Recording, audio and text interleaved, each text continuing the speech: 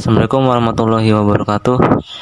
Di sini kami dari kelompok 17 akan mempresentasikan tugas SDT dengan judul Kontrol Transaksi Konkuren, di mana kelompok kami terdiri dari 3 anggota. Yang pertama Muhammad Ilyas, saya sendiri, lalu ada teman saya Muhammad Yurian dan Trisno Aditya. Selanjutnya saya akan menjelaskan apa itu deskripsi konkurensi kontrol. Concurrency control merupakan proses pengaturan operasi yang simultan pada database tanpa menyebabkan saling mempengaruhi antara satu dengan yang lain. Akses konkuren tidak akan bermasalah jika user hanya melakukan pembacaan data saja.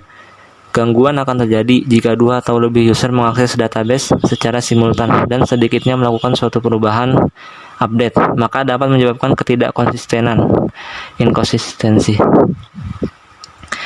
Next, yaitu alasan pengontrolan transaksi konkuren dalam basis data.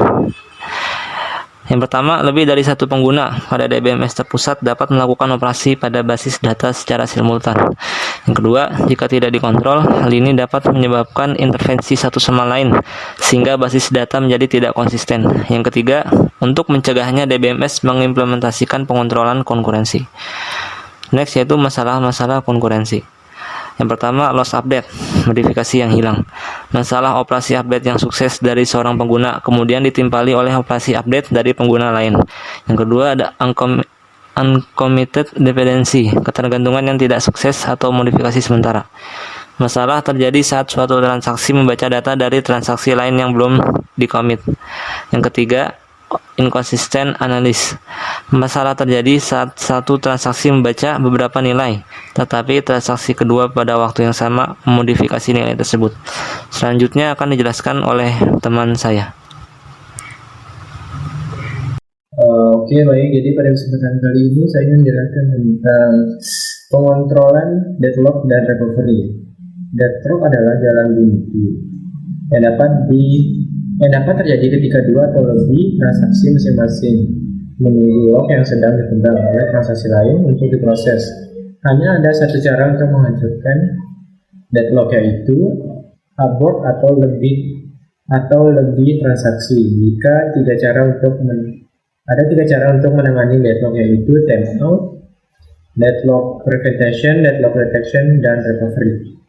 Jadi, kemudian recovery basis data merupakan suatu proses penyimpanan kembali basis data pada keadaan yang benar sebelum menjadi kegagalan atau failure. Kemudian ada teknik recovery.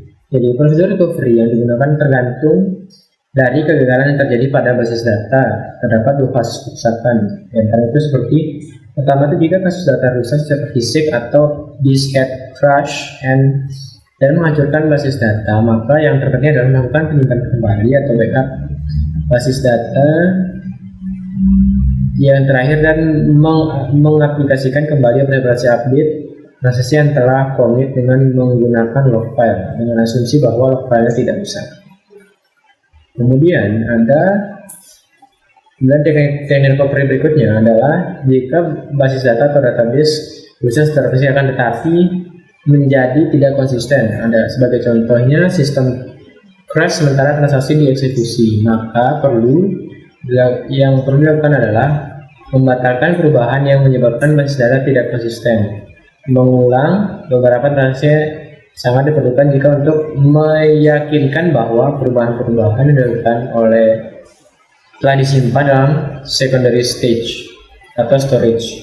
Kemudian di sini perlu menggunakan salinan backup basis data, tetapi dapat merestore basis data ke dalam keadaan yang konsisten dengan menggunakan metode before and after image yang ditangani oleh log file.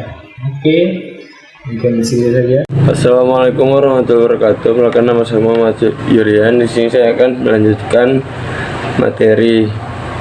Di sini saya akan membahas tentang teknik-teknik recovery.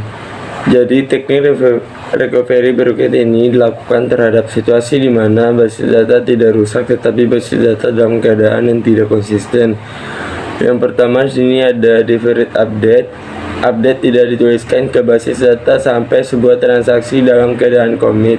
Jika transaksi gagal sebelum mencapai keadaan ini, transaksi ini akan memodifikasi basis data dan juga tidak ada perubahan yang perlu dilakukan.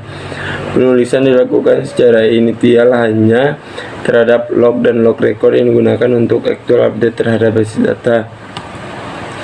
Kemudian di sini ada immediate update.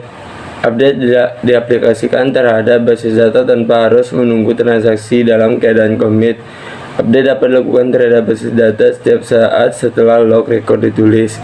Log dapat digunakan untuk membatalkan dan mengulang kembali transaksi pada saat terjadi kegagalan. Kemudian ada untuk kesimpulannya, concurrently control adalah proses pengolahan operasi yang berjalan bersamaan dalam database dengan tidak saling mengganggu satu sama lain. Kebutuhan konkurensi kontrol dalam manajemen transaksi untuk multi-user menjadi penting, mengingat sistem untuk multi-user memungkinkan terjadinya akses bersama terhadap sebuah database. Akses bersama relatif mudah jika seluruh user hanya membaca data, sehingga tidak ada yang melakukan interferensi satu sama lain. Kemudian mungkin hanya itu yang dapat saya sampaikan. Wassalamualaikum warahmatullahi wabarakatuh.